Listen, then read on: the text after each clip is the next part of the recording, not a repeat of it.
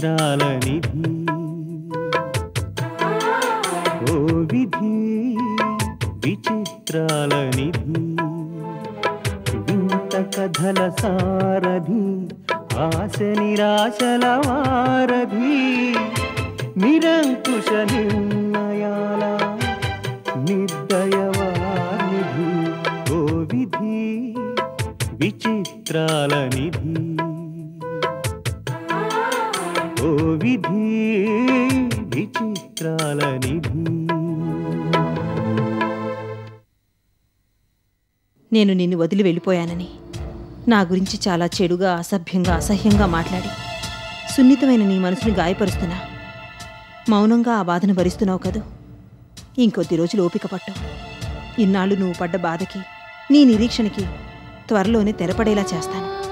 నీ దగ్గరికి వచ్చేస్తాను. ఎప్పటికీ నీ కావేరి.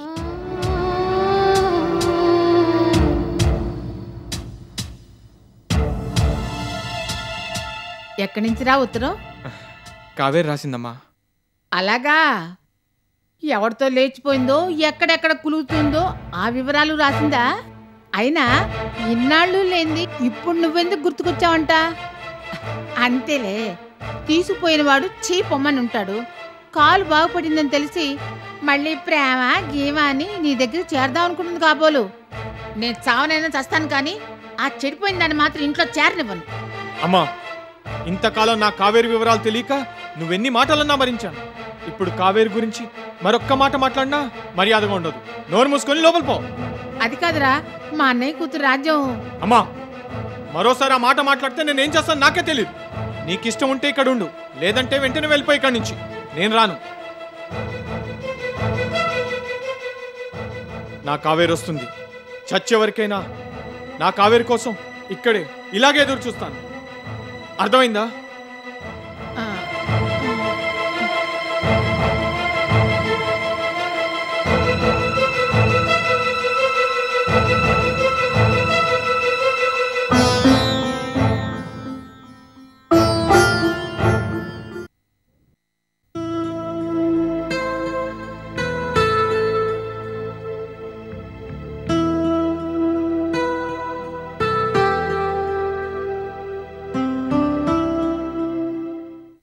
సంధ్య, జ్యూస్ తాగమ్మా. నీ చేత్తో అమృతం ఇచ్చినా తాగనని ఎన్నిసార్లు చెప్పాలి? ఇంకెప్పుడు నాకేమివ్వద్దు. అంత పాపం నేనేం చేశానని? ఏం చేశావో నీకు తెలుసు, నాకు తెలుసు. ఏదో రకంగా నాతో మాట్లాడాలని ప్రయత్నించకు. ఈ విషయం ఇప్పటికీ 1,00,000 సార్లు చెప్పుంటాను, అయినా వినిపించుకోవే. సరే, నీకంతగా ఇష్టం లేకపోతే మాట్లాడంలే. జ్యూస్ తాగడానికి ఏమైంది? నువ్వు జ్యూసే ఇస్తావన్న నమ్మకం లేక. సంధ్య, ఎక్కువగా మాట్లాడి నన్ను విసిగించుకో. పోయి నీ పని చూసుకో. ఇలా ఏదో ఒకటి తెచ్చిస్తూ నాతో మరొక్కసారి మాట్లాడాలని ప్రయత్నిస్తే మర్యాదగా ఉండదు. అబద్ధాలు చెప్పేవాళ్ళన్నా మోసం చేసేవాళ్ళన్నా నాకు అసహ్యం. అందులో మొదటుంటావు నువ్వు.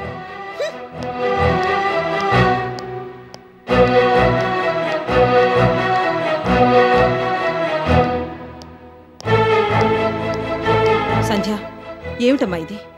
భార్గవి ఎవరనుకుంటున్నావు? మీ మావయ్య భార్య. నాలాగే తను నీకు అత్తయ్య. సారీ అత్తయ్య, మొదట్లో మనిషి మారిందేమో అనుకుని చనువుగా ఉన్నాను కానీ రోజీ మనిషిని తెలిసాక కూడా ఇంకా అత్తయ్య అని పిలవలేను. ఆవిడ ఎప్పటికీ ఇంటికి పరాయిదే. ఎందుకు సంధ్య ఊరికే అలా విరుచుకుపడతావు? భార్గవికి నువ్వంటే చాలా ఇష్టం. మొదటి నుంచి నిన్నెంత ప్రేమగా చూసుకుంటుందో నీకు కూడా తెలుసు కదా. ఆ అభిమానమే లేకపోతే ఎవరు అంత బాగా ట్రీట్ చేయరు. చెయ్యడంలో ప్రేమ కాదత్తయ్య, స్వార్థం ఉంది. ఎక్కడో ఏదో పొరపాటు జరిగిందని భార్గవిని అనుమానించడం బాగాలేదు సంధ్య. ఎంత అమాయకురాలివత్తయ్య.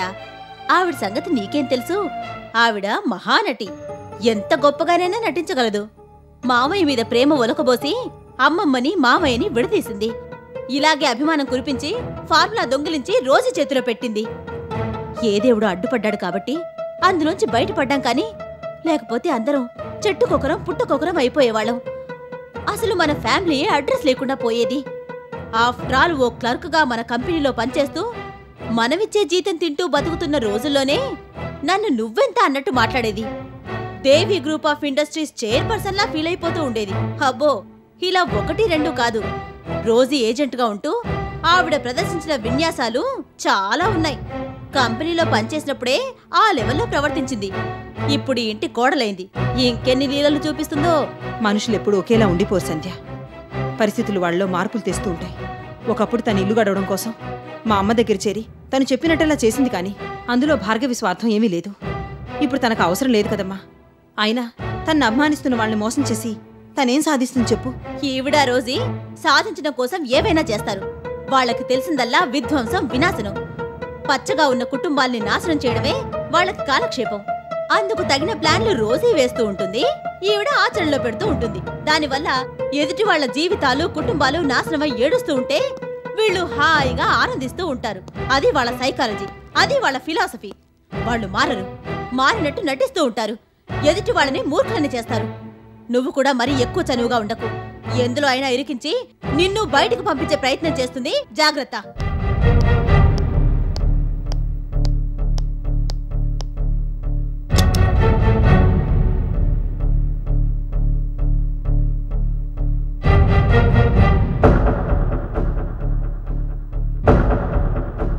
వినోద్, నువ్వు వచ్చి ఎంతసేపు అయింది? సంజ అమ్మ మీద నిప్పులు కక్కుతున్నప్పుడు వచ్చాను. అలాగా? ఎంత చెప్పినా వినిపించుకోవడం లేదు. చెప్పే కొద్దీ మొండికేస్తుంది. ఏం చేయాలో అర్థం కావడం లేదు. ఇప్పుడు మనం ఏం చెప్పినా లాభం లేదమ్మా. తన దృష్టిలో భార్గవి రోజు ఏజెంట్, దొంగ. ఈ కుటుంబాన్ని నాశనం చేయడానికి వచ్చిన మోసకెత్తే అని మెంటల్గా ఫిక్స్ అయిపోయింది. ఇద్దరూ ఒకే చోట కలిసి ఉన్నా మానసికంగా వాళ్ళిద్దరి మధ్య చాలా దూరం పెరిగిపోయింది. దానికి తోడు పరిస్థితులు కూడా అలాగే వచ్చాయి. ఇంతవరకు జరిగిన దాంట్లో అమ్మ తప్పు లేకపోయినా అనవసరంగా అమ్మను అనుమానిస్తున్నారని సంజయ్కి ఎవరు చెప్తారు? ఎలా చెప్తారు? అది క్లియర్ అయ్యేంత వరకు సంజ మారదు.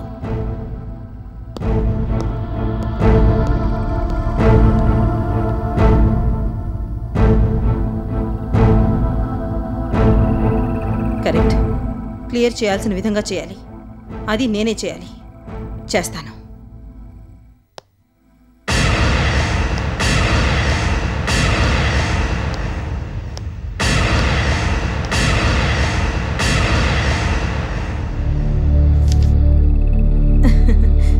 నమస్తే మేడం. నువ్వా? ఇప్పుడెందుకు వచ్చావు? ఈ ఒక్కరోజుకి నన్ను క్షమించండి మేడం. కాస్త నవ్వుతూ మాట్లాడండి. అంటే ఏంటి నీ ఉద్దేశం? నేను ఏడుస్తూ మాట్లాడతానా? నేను మాట్లాడితే ఏడుస్తున్నట్టుంటుందనా? చచా, అలా ఎందుకు అనుకుంటారు మేడం? ఇంత వయసొచ్చినా మీ ముఖంలో కళ తగ్గలేదు. ఇంత గొప్పగా అందం, ఆరోగ్యం ఎలా మెయింటైన్ చేస్తారా అని ఆశ్చర్యపోతూ ఉంటాను. వయసు తక్కువైనా మీతో కంపేర్ చేసుకుంటే మేము ముసలి వాళ్ళమేమో అనిపిస్తుంది. ఈ విషయం చెప్పడానికే వచ్చావా? ప్లీజ్ అలా కోపడకండి మేడం. ఇచ్చిన మాటకు కట్టుబడి మీరు మా ఆయన కాలు ఆపరేషన్ చేయించారు. ఇప్పుడు ఆయన కాలు బాగుపడింది. అందరిలాగా నడవగలుగుతున్నారు. హాయిగా ఉన్నారు. మీరు చేసిన సహాయం మేము ఎప్పటికీ మర్చిపోలేం. జీవితాంతం మీకు రుణపడి ఉంటాం. నువ్వు రుణపడి ఉంటావని ఆపరేషన్ చేయించలేదు. రోజు ఈ మాట అంటే మాటే. నేను తలుచుకుంటే ఇలాంటి ఆపరేషన్ ఎన్నైనా చేయించగలను. నీ మొగుడు సోదాపి అసలు విషయం చెప్పు. నేను చెప్పిన పని ఏం చేశావు? జస్ట్ మిస్ అయింది మేడం. ఎలా? మీరేం వరి అవ్వకండి మేడం. విదిన్ నో టైం మళ్ళీ అలాంటి అవకాశం నేనే కల్పించుకుని మీ పని పూర్తి చేస్తాను. ఏం చెప్పినా నా వల్ల కాదు, చేయలేనని భయపడేదానివి ఒక్కసారి ఇంత ధైర్యం ఎలా వచ్చింది? మీరే ఇచ్చారు మేడం. మీరు నా భర్తను బాగు చేశారు. అంతకన్నా ఏం కావాలి? మీకోసం ఏదైనా చేయాలనే నిర్ణయానికి వచ్చాను. అది నా బాధ్యత. Good, that's the spirit. ఇప్పుడు దారిలోకి వచ్చావు. ఇప్పుడే వచ్చాను నూకాలు. అమ్మగారి మీద కోపం వచ్చిందా? ఎన్ని రోజులు రాలేదు. పంతంలో తమరు మీ అమ్మగారు తీసుకోరు కదా. ఇంటి ముఖం చూడరు అనుకున్నారు, కానీ వచ్చేసారు. నాకు చాలా ఆనందంగా ఉంది. ఆస్తులు అంతస్తులు పోతాయి గాని ఒమ్మనాలు ఆడకపోతాయి. మళ్ళీ మొదలు పెట్టావా నీ సోది? ఇలా చెప్పే నా కూతురిని చెడగొట్టి అక్కడికి పంపించావు. నా కాకుండా చేసావు. చిన్నమ్మగారు ఏడంతో ఏటమ్మా, ఏడన్నా తవరు చెప్పినట్టే ఎంతారు, తవరు చెప్పినట్టే చేస్తారు. ఎందుకు చేయను నూకాలు? మా అమ్మ కన్నా నన్ను ప్రేమించేవాళ్ళు, అభిమానించేవాళ్ళు ఎవరున్నారు? నిజం చెప్పాలంటే మా అమ్మ లేనిదే నేను లేను. ఈ విషయం నాకు అక్కడికి వెళ్ళిన తర్వాత మరింత అర్థమైంది. ఓలమ్మో అయితే అమ్మగారంతా కోపం పోయిందనమాట. ఇంకేటి, తమరిద్దరు కలిస్తే నుప్పుకి గాలి తోడైనట్టే. ఇక తమరిద్దరిని ఎవ్వులు ఏడు చేయలేరు. అమ్మగారంతే నాకు కోపమే. తమ మీద ఉన్న ప్రేమ చూస్తే ముచ్చటేస్తుంది. ప్రపంచంలో ఏ తల్లి కన్న కూతుర్ని ఇంత బాగా చూడదేమో. ఒక పాలి మంచమ్మంతే మా అమ్మగారే అనిపిస్తుంది. కబుర్లు చెప్పడమేనా? వచ్చిన వాళ్ళ కాఫీ ఇవ్వడం ఏమైనా ఉందా? రాక రాక చిన్నమ్మ గారు ఇన్నాళ్ళు కొత్త ఉత్త కాఫీ చంపించేస్తానేటి. చక్కగా జీడిపప్పు వేసి ఉప్మా చేసి అట్టుకొస్తాను. చిన్నమ్మ గారు ఇప్పుడు వస్తాను ఉండండి. ఇప్పుడు చెప్పు, నువ్వు అక్కడ చేయాల్సిన పనులేమిటో గుర్తున్నాయా? గుర్తున్నాయి మేడం. అనుమానాలతో అపార్థాలతో ఆ కుటుంబంలో వాళ్ళందరూ కొట్టుకు చచ్చేలా చేయాలి. దాంతో ఆ కుటుంబం చీలిపోతుంది. చెట్టుకొకరు పుట్టుకొకరు అన్నట్టుగా విడిపోతారు. మీరు అనుకుంటున్నట్టుగా ఆ కుటుంబం సర్వనాశనం అయిపోతుంది. సంధ్య విషయం అంటారా? ఆమె కడుపులో పెరుగుతున్న బిడ్డ ప్రాణాలే కాదు, ఆమె ప్రాణాలు కూడా తీసేస్తాను. అందుకు ప్లాన్ రెడీగా ఉంది. ఇంకా భార్గవి నాకు లెక్క కాదు. ఆమె నా ఇంట్లోంచి తరిమి తరిమి కొడతాను. Very good. ఇదే ఉత్సాహంతో నేను చెప్పిన పనులన్నీ చెయ్యి. నా పగ చల్లారుతుంది. చెప్పినవన్నీ చెప్పినట్టు చేస్తే నిజంగా నేను నా కూతురులాగా చూసుకుంటాను. మొత్తం నా ఆస్తి వ్యాపారాలన్నీ నీ పేరున రాసిస్తాను. నువ్వు ఇంకెక్కడికి వెళ్ళక్కర్లేదు. నీ భర్తతో కలిసి హాయిగా సుఖంగా ఇక్కడే ఉండొచ్చు. దరిద్రంలో ఉన్న నన్ను ధనవంతురాల్ని చేస్తానంటున్నారు.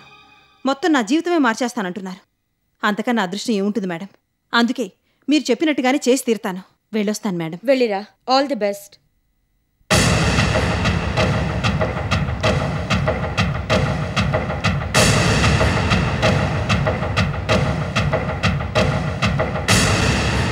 సంధ్య, ఎలా ఉంది కొత్త వర్క్? రియల్లీ ఎక్సైటింగ్ తాతయ్య.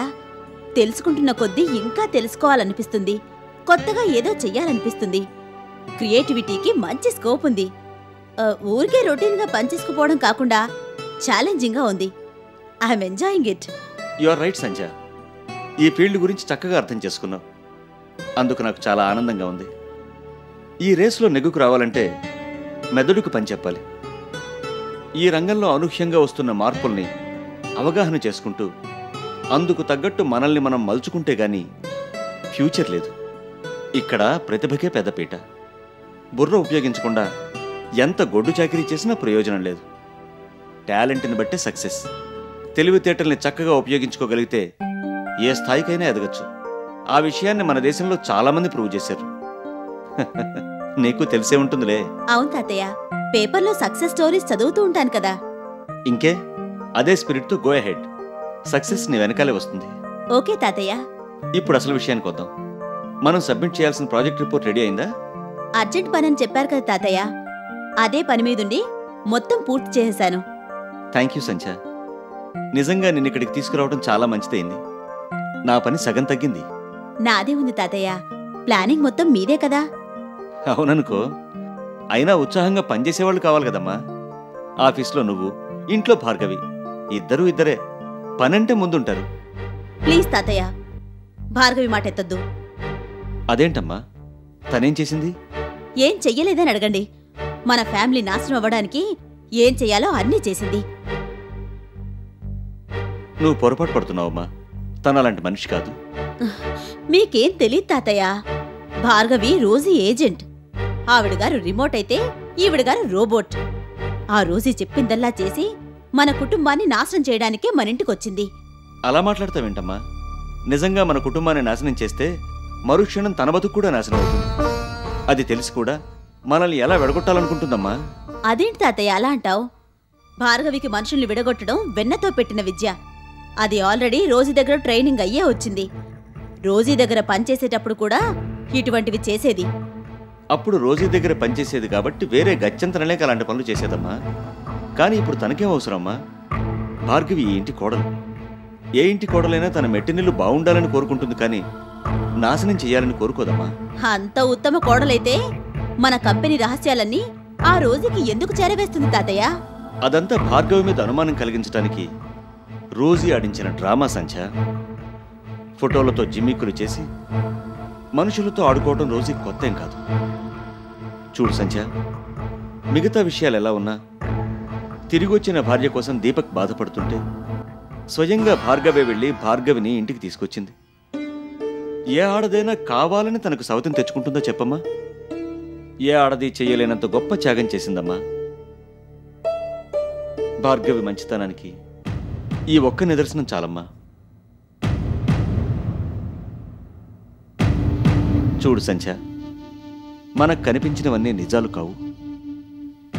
ఒక్కోసారి మన కళ్ళే మనల్ని మోసం చేస్తాయి. వీటి వల్ల అనుమానాలు పెరుగుతాయి.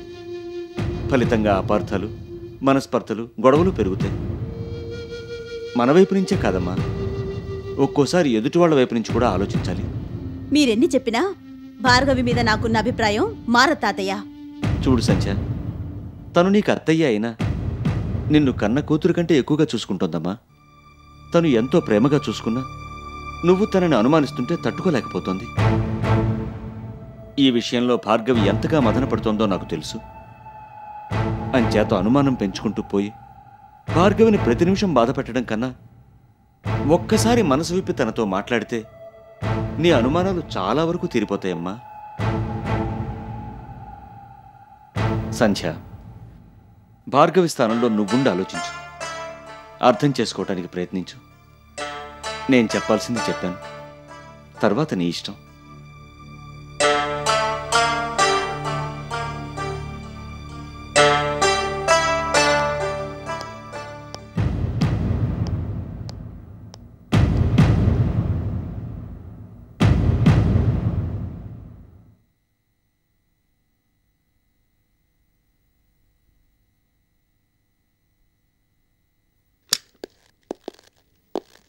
Good morning madam.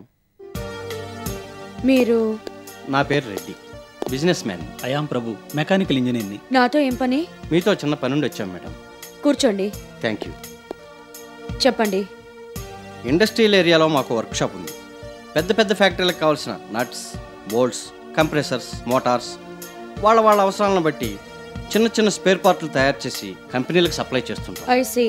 Workshop start చేసి ఎన్నాళ్ళైంది? 1 year అయింది మేడం. కానీ తక్కువ ఖర్చుతో క్వాలిటీ ప్రోడక్ట్ ఇవ్వగలమని మార్కెట్లో గుడ్ విల్ సంపాదించగలిగాం. ఆల్మోస్ట్ సిటీలో ఉన్న అన్ని పెద్ద పెద్ద కంపెనీలకి సప్లై చేస్తున్నాం. మీకు చాలా ఇండస్ట్రీలు ఉన్నాయి కదా, ఓసారి కలిసి వెళదామని వచ్చాం. మీరు నాకేం చేయగలుగుతారు? ఈ మధ్య మేము టెక్స్టైల్ మిల్స్కి సంబంధించిన స్పేర్స్ తయారు చేస్తున్నాం. ప్రస్తుతం అవి మీరు పేరున్న కంపెనీలకు ఆర్డర్ ఇచ్చి చాలా ఎక్కువ రేటుకి తెప్పించుకుంటున్నారు. అదే క్వాలిటీతో చాలా తక్కువ రేటుకే మేము సప్లై చేస్తాం. మీరు ఒకసారి మీ ఇంజనీర్ల చేత టెస్ట్ చేయించి చూసుకోండి. అన్ని రకాలుగా మీరు సాటిస్ఫై అయితేనే మాకు ఆర్డర్ ఇవ్వండి. దానివల్ల మీకు ఓవరాల్గా చాలా లాభం ఉంటుంది. ఇమీడియట్గా సప్లై చేస్తాం, క్వాలిటీ ప్రోడక్ట్ ఇస్తాం. ఇప్పుడు మీరు కొంటున్న దాంతో కంపేర్ చేస్తే రేటు కూడా చాలా తక్కువ. ఐసీ. ఈ బిజినెస్లో మీరిద్దరూ పార్ట్నర్సా? కాదు మేడం, బిజినెస్ రెడ్డిది, నేను ఇంజనీర్ని. మేమిద్దరం చిన్నప్పటి నుంచి స్నేహితులం. నేను పెద్దగా చదువుకోలేదు, మా వాడు ఇంజనీర్. అందుకే వాడి తెలివితేటల మీద నాకు బాగా నమ్మకం. నా దగ్గర డబ్బు ఉంది, మా వాడి దగ్గర తెలివితేటలు, ఇంజనీరింగ్ స్కిల్ ఉంది. అందుకని ఇద్దరం కలిసి బిజినెస్ స్టార్ట్ చేశాం. అంచేత ఇద్దరం ఈ కంపెనీకి ఓనర్లమే. Very good. స్నేహం, బంధుత్వం కూడా వ్యాపారమైన ఈ రోజుల్లో మీ ఇద్దరు ఇంత స్నేహంగా ఉన్నందుకు చాలా ఆనందంగా ఉంది. మీ వర్క్ సంగతి ఎలా ఉన్నా మీ స్నేహాన్ని చూసి ముచ్చట పడుతున్నాను. అందుకైనా మిమ్మల్ని ఎంకరేజ్ చేయాలన్న డెసిషన్కి వెంటనే వచ్చేసాను.